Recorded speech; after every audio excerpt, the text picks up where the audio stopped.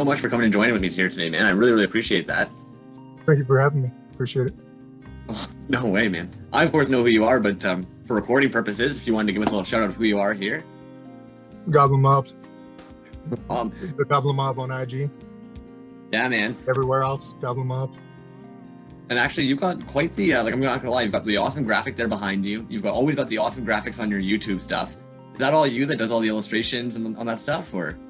No, it's CarlosGonzales tattoo. He's on Instagram and he does all my logo. I draw, but he refines everything on the computer and he can make logos like that. So I leave it up to people who's better at it than me.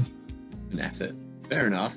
Man, it seems like, I don't mean to just like come right at you, but you do seem to have quite the people that want to work with you. You have worked with some pretty like big people in this short time span that you've been in here. I think it was like 2019, and already you've got quite a few names under your belt. That's how did that happen? Well, my girlfriend, I think that initially how it started because I was just posting just my figure. I didn't really think of doing anything artistically. And my girlfriend suggested that we start doing resin stuff. So we just went along with that. And the person who helped us the most, and to this day, much love to him, is Pigmented's Vinyl. So we got started that way. And just from there, just worked our way up. That's basically who helped guide us through everything. He helped us. We'd make the molds and do the casting and all that. And within a month, we were just making really good castings. So it happened pretty quick. That was back in 2018, the end of 2018. So had you been already making silicone molds and casting at that point, or was it just— Not at all. That was our first experience at it. Wow. So got pretty good at it pretty fast. Yeah. And man, like, not only do you pull some really, really, really sharp casts, but your pigmenting is insane. You've got thank you. You're like, not just like, I'm sorry, I'm gonna go there. Your flesh and blood one, that thing, like the first time I saw you, your work, sorry, my mind was blown, man. The hand that you had, the mimp hand. Wow. Yeah, like, thank you. What drove that? Like, if you don't mind my asking, like, how do you was that just imagination pulling through? Yeah, just thinking about something different to make, and it just happened to come out really neat. And the funny thing about it is, if you've ever got one, some of them just continue to bleed. Like, they don't dry out. It's pretty neat. Damn. So it'll change from the time that you got it until forever. Kind of alters it. Yeah, I'm sure eventually it dries out, but it's pretty neat that it lasts for so long.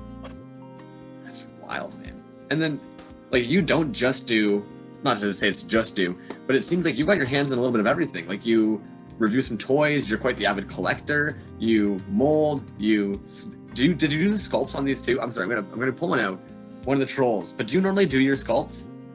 ViniChav, I don't know if you know who he is, on Instagram, he did the troll.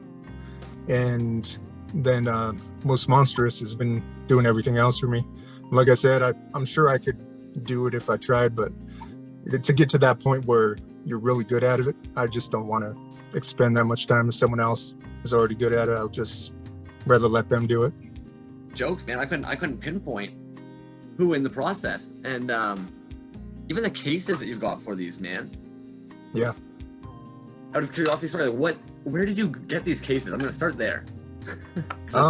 We initially found them on eBay, and they just had a whole case of them. And I thought beforehand that it'd be neat if you could see the figure, or had them, instead of getting like the regular, because that's what we're doing. And I was so sick of headers and carded headers, and I thought it would be neat to do something different and be able to see the figure at all points and see the environment too. So we got the box, and then I was thinking that I asked my girlfriend if there's some way that we could incorporate the background and see it from all angles, and then she thought to do that, and then I thought to put the logo at the bottom. So I thought that would be way different and better than to have that sitting on your shelf rather than putting the bag somewhere. And that was also done by CarlosGonzales tattoo. no one's doing that. Like, I've never seen anything like that. Admittedly, like, I don't even normally touch my stuff with the gloves, but this stuff's just so clean. I couldn't imagine actually handling the case and the card without having them. Yeah, and that's what I do, is so I won't scratch them or get any fingerprints. I wear gloves, and then I wrap them up in the paper, just so they won't get damaged any further. Yeah, and honestly, man, like, I even love that you threw in these guys. In my opinion, that's even such a dope little touch that you threw in one of the original Monster in My Pockets. Yeah. Of course, in the, like, you did a couple of different colorways of these guys as well, correct? Matching them to the original Mint drops? No, those are actual Monster in My Pockets. No way! Yeah. And that was another thing on eBay, is that we happened to find a lot. I think it had to be like 300 witches. Some dude was army building them. Okay. So that's the thing. I was even joking in another video that sometimes I don't know, man, because the reality is I thought you fucking crushed this. Oh no. So that's wild. But what you did crush, man, these guys are insane. You get such beautiful pulls. The marbles you had on this drop were absolutely wild. Thank you. Is there, now I've got to ask, because of course I was talking to Zeno Demon Toys recently, how do you by chance get that nice little smooth bottom on the bottoms there? That's just the way that it happens on top, and it's just the way it happens. That's what I wish the whole thing would be shiny and colored like that, but that's just the way it comes out. Yeah, but you have so much form and stuff. How, like, I don't even know how it would be able to come out that way. Yeah. That's crazy. And sometimes the marbling is better at the bottom. I wish the marble would look like that throughout the whole figure. Yeah. Well, then, admittedly, I'd seen on your IG, you had one of these guys that was hollowed out at the bottom, and you would actually one of the tiny little, the He-Man, the world's smallest He-Man in there. Yeah. That was with the crystal clear resin. Yeah. Now, if you don't mind my asking, how did you get that one to be hollow? Like, did you just double cast that one? Like, double cast? Double cast it? You mean, how did I get it standing upright? Inside, yeah. It was just by chance. Okay. So we put a little bit at first, and then we threw it in. Because I did a Skeletor one too, or we did a Skeletor one, and it came upside down, so we're disappointed at that. But no, we just poured it all at once, and that's just by chance it came out like that. So we got lucky with that one. As if. And then, like, if you don't mind my asking, because it seems you keep on referencing back over to the girlfriend, like, do you guys both pretty hands-on, or is she kind of the one that kind of pokes you and it gets the ball rolling? Yeah, it's she's more like, let's do this resin, and I'm like, oh, I don't want to do resin. So yeah, that's how it's been, and that's why I said that's the troll. The last drop that we did was the final one, because I'd rather move into doing sofubi. Everything was going to be sofubi from now on. So it's more that she wants to do it, but me, with the trial and error and the money that's going into everything with trial and error, we could put into casting for sofubi. So I'd rather do that and have something that I think it would be more appealing across the board if you had a figure like that rather than resin. I could be wrong. It's just the way that I would like to do things. Yeah. So when you originally mentioned that you were doing casting originally, when you first started doing castings, were you doing castings for sofubi, like soft vinyl? Oh no. Okay. It was, yeah, just resin. So if you did end up diving towards the soft vinyl world, would you be going with your own designer sculpt, do you think, or? Yeah, we're into it already. We're just waiting for the figures to come back.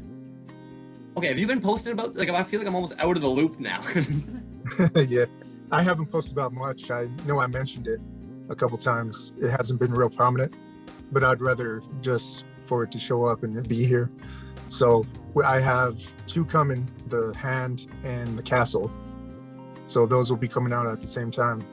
So I think the Mile High, it's through Mile High Sofubi. So he had to send the castings, the original sculpt, to China. And I think, I'm sure you know what the process is like, right? Yeah.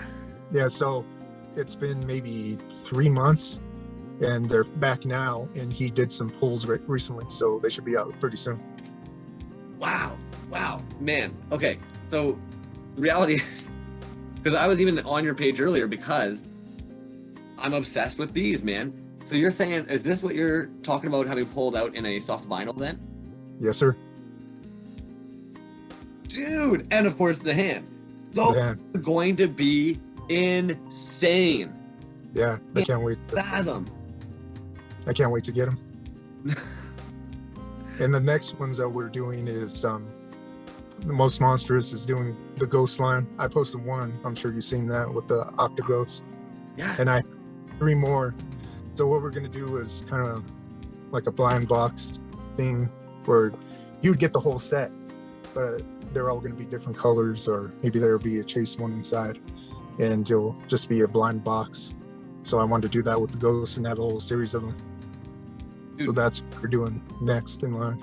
That's such a soft vinyl thing to do. You know what I mean? Like to release them in that blind box thing, especially now. It's not such a like older sofubi culture thing, but now it's so common to have the blind box where you'll have the chase figure and stuff. Yeah, you'll be able to slide right into that market nicely by doing that. That's well thought out, man. Oh my goodness.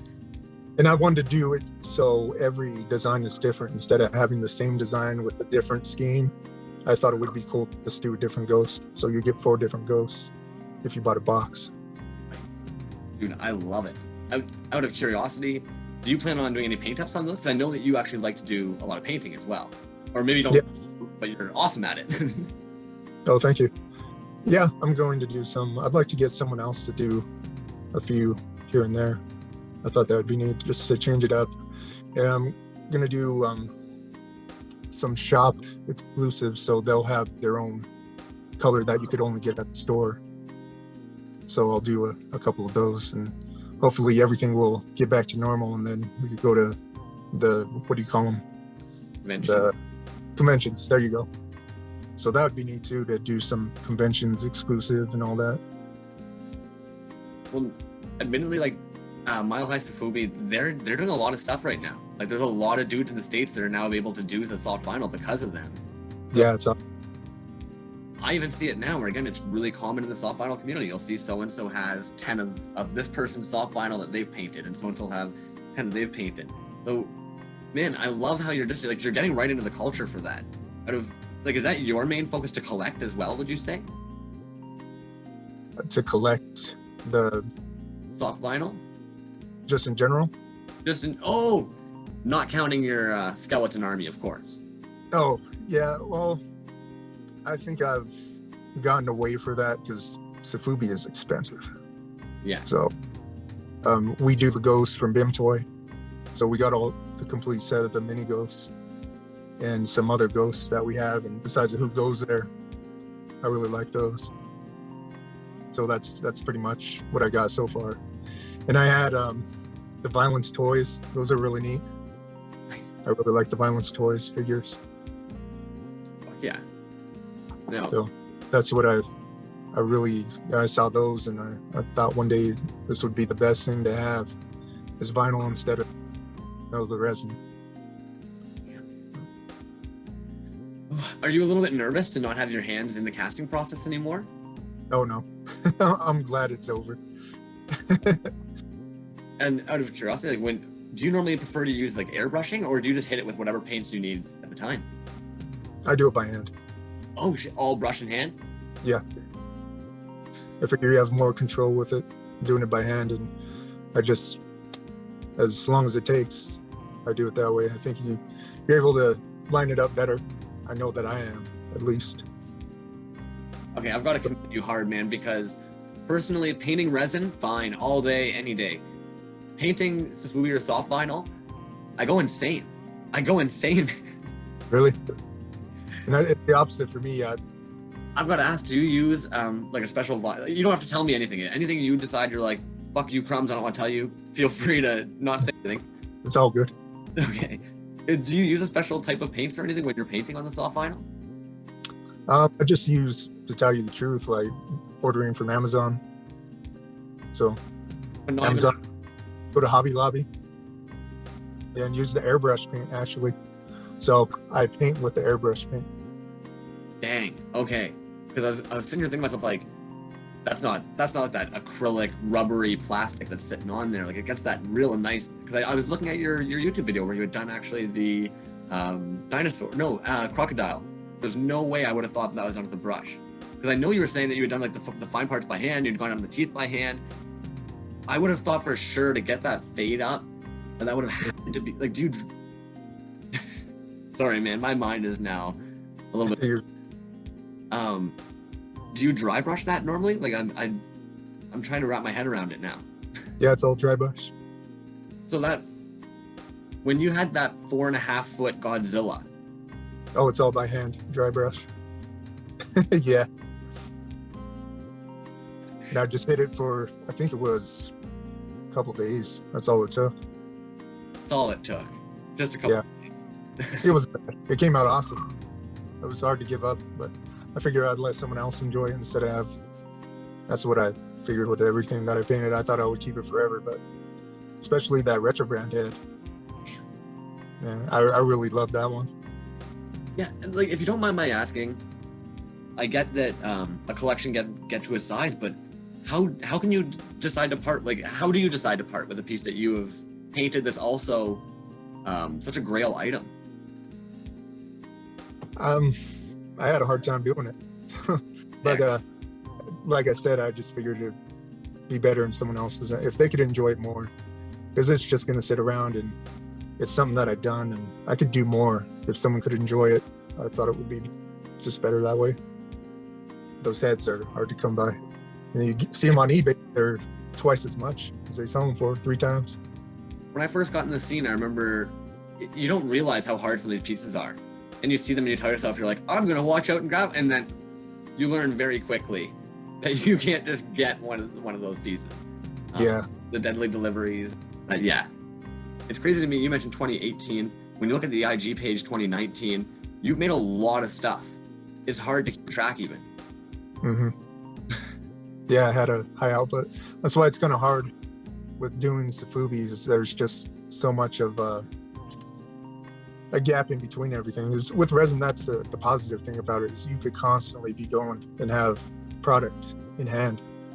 And with the sofubi vinyl, it's just the process of waiting for it. So it's hard to fill the gaps of time of the next project to the next. So I do what I can. It gets hard at times. So I think that's the only thing that I don't like about it. But besides that, I think it's better that way. In the future, in 5 years from now, hopefully we'll still be alive and doing it. If we have so many figures sent out to be made, that we'll have such a backstock of figures that we could choose from and release at any time. So that's what I look forward to. I'd rather have that in sofubi rather than make resin every time and have the resin expense. So I think it's better over time. Yeah. But back to what I was saying is just that gap of time between making the trolls and up to this point, because I think I did that release, or we did the release back in December. So we had all that whole time I post my skeletons or whatever and whatnot, just to keep the ball rolling. And I think that's a big part of things in Instagram in general, just to make sure that you like other people's stuff, just to make sure that your presence is known. So I show as much love as I can to everyone around. So I think that's a big part, or a lot of things that people are missing is that they don't go back and support everyone that supports them. And I think that's always been a big thing with me, is I'll go back and even just liking someone's post or comment on it. Yeah. So just to keep in touch with everyone, even though it's hard, because there's so many people that post a lot of stuff. Yeah, there's a lot posted, but I was talking to a lot of people, but it's basically you're leaving like a networking footprint, but the more authentic, the better. And so if you want to be liking everybody's stuff because you want to see it, but the reality is that the stuff that really hits home for you and you comment on because those artists resonate with you, I feel that there's a reason that it like connects, and I find it becomes less of like let's face it, there's a lot of makers. It sometimes feels like a second job just to see everybody's work and take the time, man. But even the names that's what people don't take for account is that's a job in itself, is just running your Instagram. That's a huge job in itself. And keeps that nice little it's like it keeps the community up. Yeah, man, absolutely. And it was actually dope. Like I saw the other day, probably Sticky Toys was actually making the switch over to Most Monstrous, and like you were actually even sharing his post, letting everybody know, because in my opinion, there's nothing wrong with that, because you're doing two things there. One, you're actually helping out a homie who's making toys in the scene, but you're also helping customers navigate to that. Like sometimes people get in their head and they think to themselves like, oh, I don't want to bug anybody with it. And it's like, okay, no, but some people don't know it's there. And if that fits right in their budget this week, or it works for them to be able to grab from that, then like, you're actually helping that person out. They might get away with it. Absolutely. Like, I don't know, man. Yeah, and just to give him any light that I can. Yeah. It's just a matter of helping each other. I said it right from the beginning, man. The first time I even talked to you, I was like, you've got a cult-like following. Yeah. Would you say that is because of the love and support that you equally toss back into the community? I would think so. I would hope so. I'd just like to, like I said, give as much as people give to me. And just remembering everything that someone has done, like all the way to Pikmin to now, is, you know, I'll forever love and support Pikmin. So it just carries on to today. Nothing's ever changed. Or it's like I got the core, and I hate to go out of that to do anything else artistically. So that's my base. So that will always be my base. So I hope everyone's okay with CarlosGonzales' art, and Most Monstrous, probably Sticky.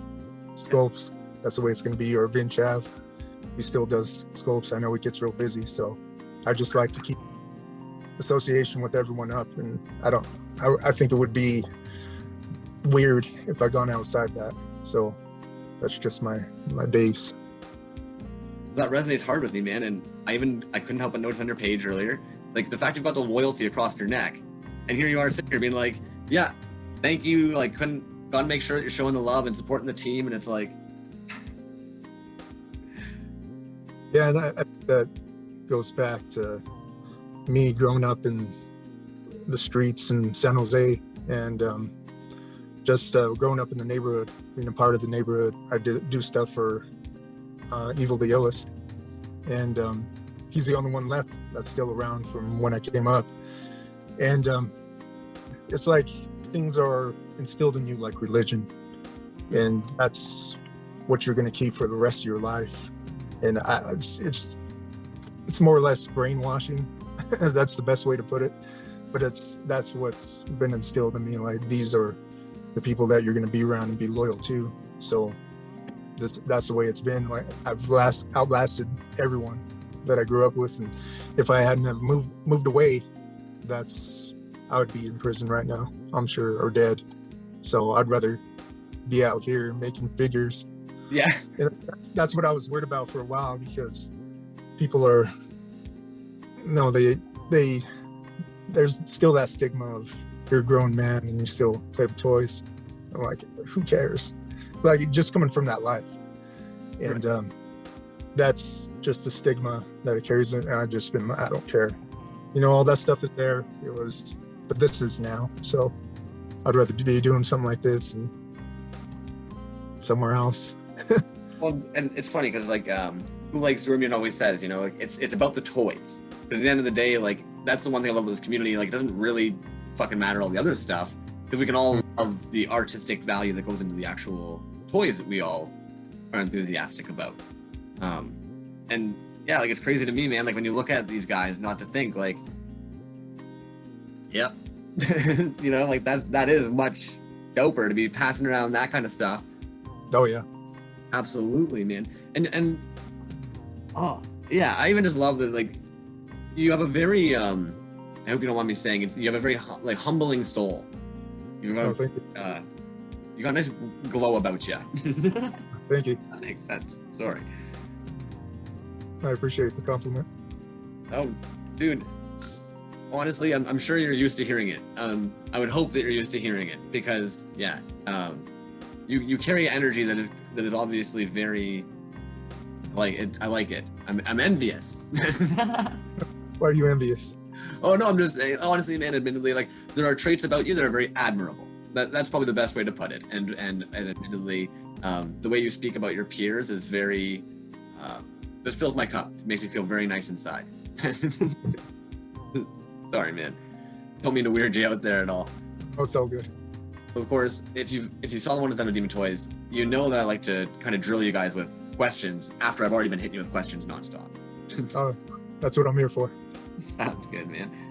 So if you could actually own any figure, if you could have like the grail item, what would it be?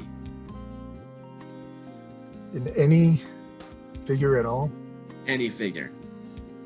I would say, oh geez, I don't even know. I couldn't even. Well, I'll say this. I think my like for things changes all the time. So what I liked 5 years ago doesn't necessarily represent what I like now. So I recently got a sideshow Ash Williams from The Evil Dead. I don't know if you ever seen that. Yeah. I never knew it existed until maybe a couple weeks ago. And just the face on that, and I had to get it. So I did. That would have been my, I think besides that, it's the Ichabod Crane from Hot Toys. Yeah. I don't know if you've seen that, but just the tools that it comes with and the equipment. Yeah, so I wouldn't necessarily think it's something from the past. It's just what you like now. It's a good way of putting it. Absolutely. What would be your favorite medium of all? I write, and I have a book that's finished. So if I were able to, I don't want to sound negative about it. If I didn't have kids all the time, well, all my kids are older, but if I just had time to sit down and just write all the time, I have one finished and I have 7 or 8 concepts that I've started writing with. So 4 books. If I could do that all the time, I'd like to do that. I'll do it in the near future. Is the other one published yet? No. Yeah. I'm at an element to it that I've never heard someone incorporate in a book. So once I get that done, I'm going to see how to get it published. Yeah, and make sure that there's some of us that would be very interested in reading that, man, because I'm down to read. Reading's good by my standard. Do you mind even what genre is it going to be lumped in, or? It's fiction mixed with reality. So it's a lot of life events that I've experienced incorporated into fiction. Yep. There. And then what would be probably like your favorite toy line currently? Currently, it has to be the Storm Collectibles with the skeletons of Golden Axe. So, were you always into the Golden Axe, or was it just because of the skeletons that they've released that's something you're like? Yeah, just the beat 'em ups in general. So the Final Fight and the Streets of Rage and the Simpsons game, Ninja Turtles beat 'em up, the original one, the X-Men. So just all of those I've always liked them. So it's just a part of it. So, but the skeletons do help. I don't know if you've ever seen one in your hands. No. But they're amazing. Honestly, man, I've watched your videos on them. I even watched the one where somebody asked you if they could have the figure for it, and you're like, "Yep, it'll stop me from buying more MK figures." That's the reason more. And this is like, yeah, and I kind of fell into it as I did by, I think it was, who did I buy? I think it was Rain and Noob Saibot, and I just sold them right. I knew I would have to have the rest of the ninjas, so I was like, before this starts, I need to end it. The completionist. Yeah, it was more of like, because I have the monster in my pocket and they're lined up in the rainbow form. I was thinking the same thing with them. I could have these ninjas just like the monster in my pocket. No, well, yeah, no, it'd be hard for me as well. What would you say is your number one go-to tool? Tool? Yeah. Lately, the pencil. Yeah. Mechanical pencil. Yeah. So when you write, are you writing all by hand as well? Yeah, I have been writing all by hand.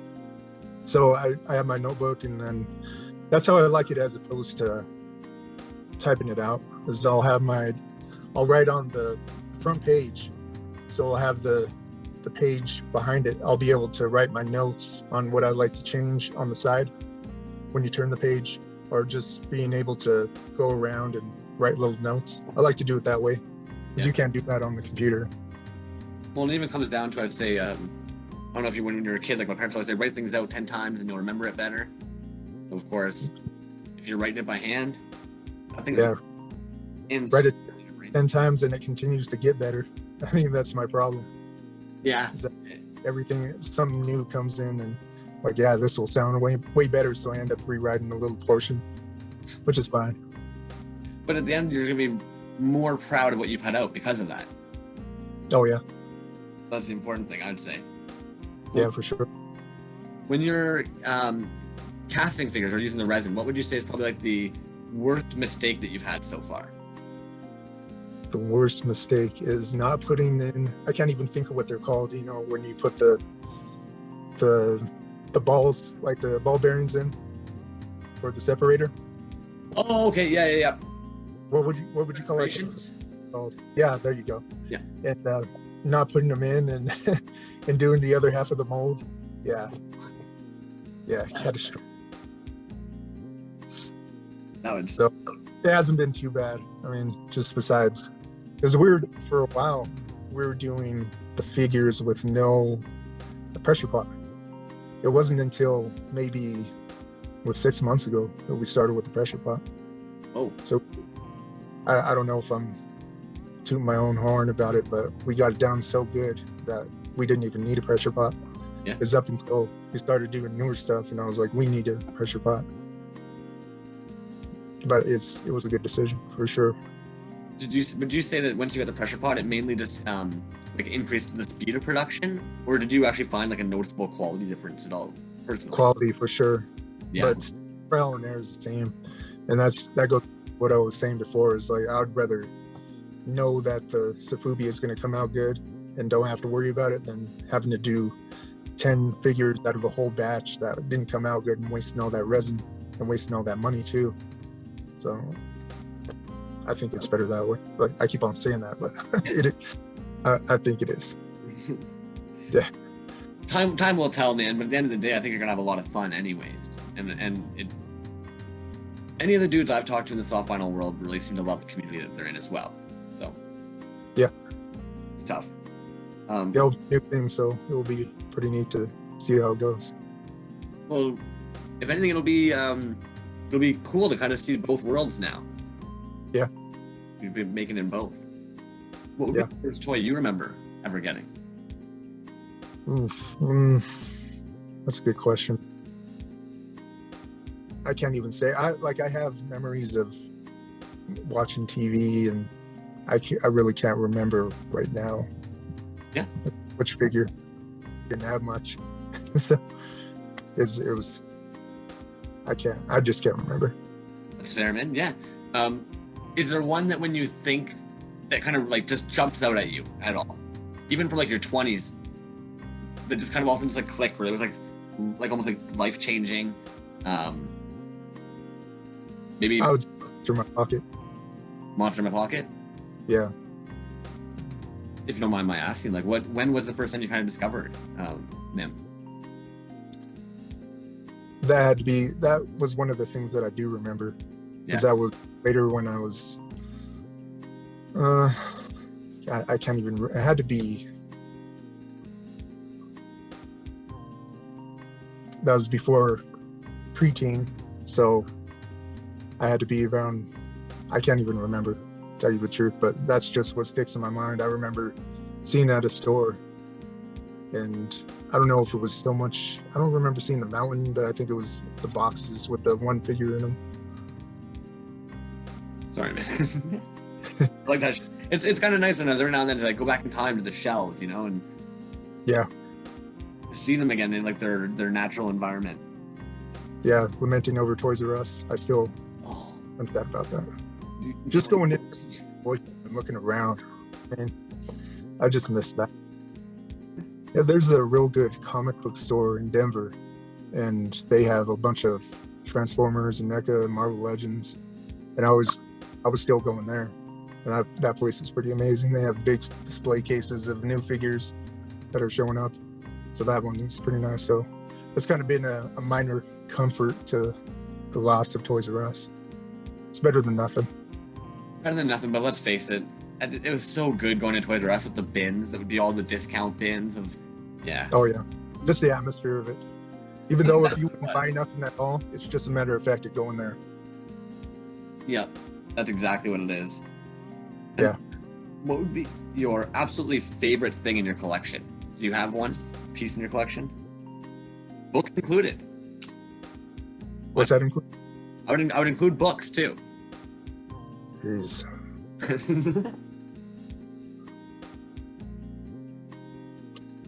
I would just say the monster in my pocket. Going there again, yeah. Yeah, I don't know. I really cut down over the last year. I got rid of. It had to be like 80% of my collection. So I had a bunch of everything in the closet. Even at my mom's house, I had a closet full of stuff. At my house, I had a closet full of stuff. At my girlfriend's house, she had a bunch of stuff of mine. So I figured it was about time to get rid of stuff. And that was based off of me growing up and not having a lot. So now that I was able to get stuff, I just went overboard. And it more boiled down to, what do I really have a passion for? Do I really like this thing? You know, it's cool and everyone likes it, or it's rare and everyone likes it, but do I really have the passion for it? So that's how I broke it down, is that if I can't see it on my shelf, it's not worthy of being in the collection. So I have one shelf and things hanging on the wall, and everything I sit from my chair and everything that I enjoy, I have up. So I think it's better that way, instead of having things tucked away in the closet and say, oh, I have that thing, but let me go dig it out. So do you really have that much love for it? That's what I question myself about. Do you have a favorite monster in my pocket at all? Or you couldn't decide? I can decide. All the series. Yeah. Now, I've got to ask, because admittedly, like, Monster in My Pocket isn't something that I got into when I was younger. But what is it for you that speaks to you about the Monster in My Pocket? Just the sculpts. I think they're just really, really good for what they are. I don't know how else to explain it. And then, because I never knew the other colors, I didn't know that there was neon and the premium colors. So once I got onto that, I was like, whoa, this is pretty cool. Because at one point we did sell off almost all of the collection, which is weird. And that was after a while, I'm like, no, we got to get them. And luckily we did, because the prices are sky high now. Yeah. So we're just, yeah, that's basically what it is. I mean, now, I think before it just used to be all the sculpts are really cool. And now I think it's just having every color, rainbow colored on the shelf. It just makes it. Sitting back, like I said, sitting back on the chair and being able to look at those shelves, it's pretty amazing. Well, and they are aesthetically appealing too, like the cohesiveness of a full set. When you've got a rainbow going across, they do look really friggin' sharp, man. Absolutely. Yeah. Beyond the premiums, do you have like a favorite colored set out of them, or just a color out of all of them? Yeah, like out of all the MIMs, like what would you say is probably like the most appealing color when you see like the group together? I'd say blue. Just the standard blue, not like one of the. Is there a premium on the blue? Yeah, the blue is the premium. Yeah. There we go. Sorry, man. That's sick. Yeah. You don't do the muscle figures at all, though. Just the MIMs. I tried, and now that you say that, I do remember that. One of the things that I remember is I used to have a claw. Was one of the few figures that I had when I was a kid. So I'm glad you brought that up. I do remember that, and I did have a whole, well, except for the purple, because that's impossible to have. And people selling it for $800. So I got every color except for that and the salmon. And after a while, I just fell out of love with it. I was like, I don't know. It's not as, they ain't as, I don't know. They don't have the presence that Monster in My Pocket has. I'm sure they do with some people. It's just for you. I like Monster in My Pocket better. Now, you did bring something up there that I'm admittedly a little bit ignorant about. the chrome painted bootlegs that would normally be like purple underneath. Do you mind kind of like explaining what's going on with that? Like, why is it that some of them, like the hunt for the purples, why does it become so hard, I guess? I don't know. You talking about the muscle? Yeah, I was wondering about the muscle figures when you mentioned the purple one. The purple claw, I think, is the rarest. I think there's different colors that are rare in different sculpts. Okay. But particularly the claw is the most valuable. And for whatever reason, they didn't make that much of them. I don't know too much about it. I know that I was reading on one of the forums when I was collecting the claws that there was some dude that was a part of the community that was dyeing the colors perfect. So the only way that you were able to figure out if it was real or not, because he did them so good. I think it's kind of, you know, it's messed up, but it's kind of funny that you could be so good at something that you couldn't tell. But they had to cut him open in order to tell if because I don't know if you've ever dyed, like even a monster in my pocket, a figure like that before, but it goes to the core. Like if you just leave it in the dye, it just absorb all the way to the core, so you wouldn't be able to tell if it was the original color or not, if you were able to do it as good as he did. So I think it's really messed up, but it's kind of neat that guy was so talented that he was able to match the colors perfect. I know I went on a whole different thing, but no, I like that stuff. And admittedly, two things came to my mind actually. So one, this guy would have been a damn good color matcher if he could actually then use dye, because dye is all about how long you leave it in there. Yeah. So of course he would have had to be like watching that shit, and his eye would have been amazing. But two, the fact that they'd be cutting them open, what becomes funny is sometimes that makes an item more valuable. In Magic cards, one of the only ways to know if a card is actually valuable is ripping it in half and seeing if it really? A blue UV layer in the middle. And what's funny is even actually the one day on Reddit I saw somebody was like, who would actually buy this? And it was like a really famous card ripped in half, and it was taped together in a card sleeve. And the amount of guys that were like, I want that, because it's great if you can say you own that card, but to own one that somebody was willing to rip in half, yeah, I want that. So it almost kind of neat to find like one of those muscle figures cut in half and be able to even have one that's actually showcased as real or fake. It'd almost be kind of jokes just to see one cut in half. Yeah, I see it from like the purist perspective, but at the same time, I look at it as you do. I think it's pretty cool. It's kind of impressive. It is. It really is. I saw you actually at one point had been dyeing the witches, if you don't mind my asking. What was the goal or intent with that? You were just kind of curious? No, I figured, I thought it would be cool to, instead of having yellow witches all the time, just to do some that were black. Fair. That was just the only reason behind it. Cool black witches. Yeah. At the end of the day, man, that's what half of this whole scene should be about. Just wanting to do something that looks really cool. Yeah. Dig it. Well, before I take up any more of your time, was there anything that you'd kind of want to let us know that you've got coming up that you haven't let us know about already, man? That's pretty much it, is the claw and the castle that's coming up in sofubi. So hopefully it'll be out soon. I don't know, matter of weeks or a month, but it will be out soon. The ghosts are coming. I'll maybe post more pictures about it. And also sculpting a Goblin Mob logo, what's behind me, the head. Got that going on right now. So I don't know if I'm going to get that. I'm sure it will be produced in sofubi after a while, because that's my main goal with everything, like I was saying. Got that, and there's a new conquistador. I figured I'd do that because there's nothing, I haven't seen anything with, that's my both sides of my family, they came from Spain. And also CarlosGonzales, his descendants from Spain too. So I thought it would be cool to do a conquistador, a zombie conquistador. So I have art. He done art for that, and it's going to say soldier of the mob in Spanish. Soldado de la mob, and around the border.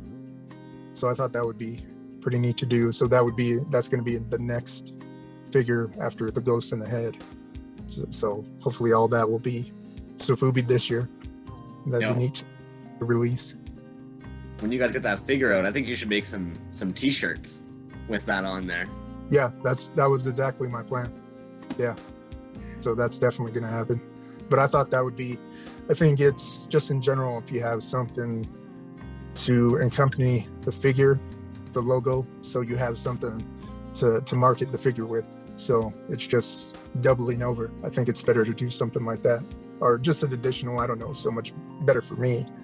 But I like to do that rather than just having the figure, just something to accompany it, more or less. Sorry, I don't mean to keep cutting you off. Go ahead. Sorry. No, you're good. There. Sorry about that, man. Have you dived into the t-shirt stuff at all before? Like, admittedly, you seem like somebody who almost would have gone that route already.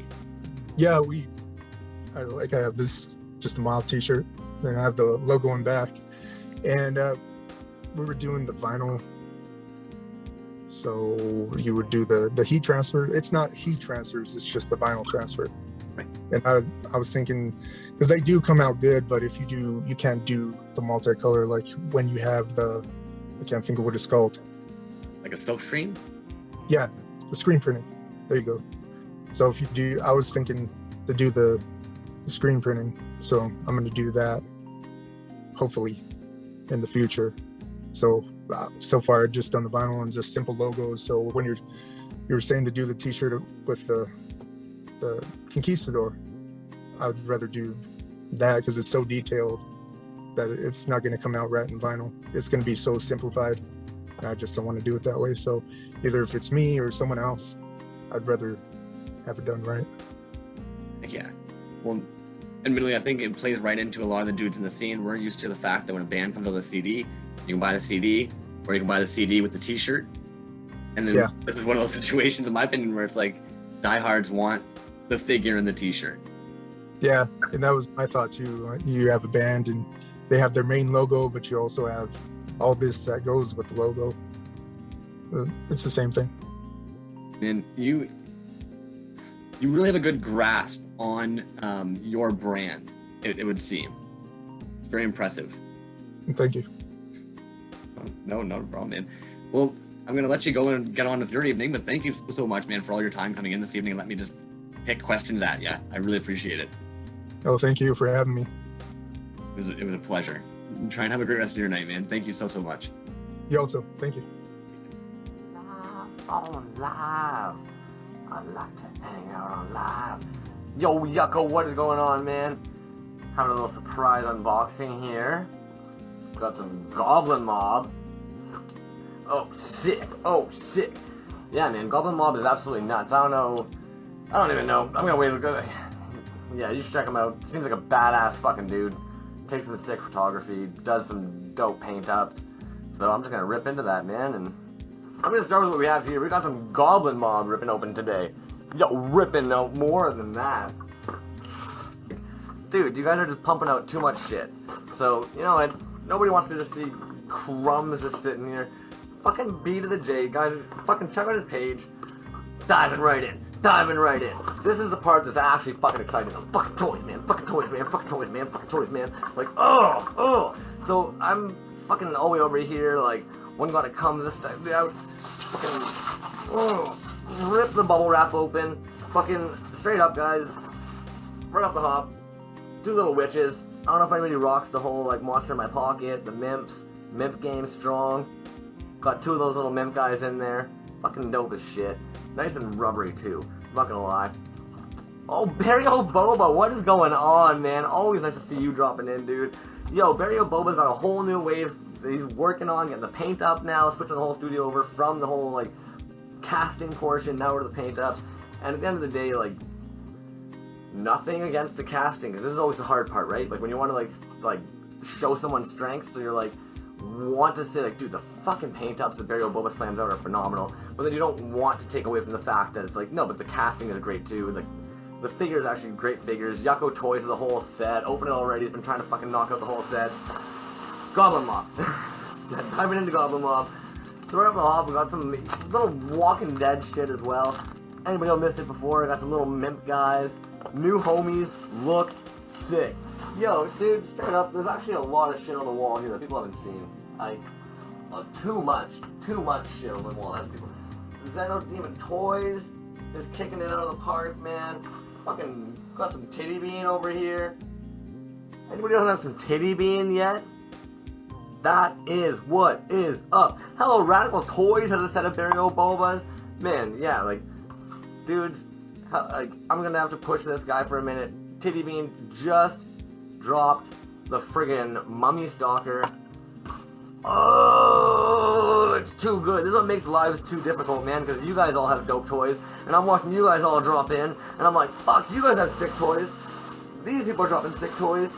Okay, so right off the hop, too, like, the dude goes ape. I don't know if you've seen Goblin Mob's little containers, but each single one has, like, a unique illustrated portion.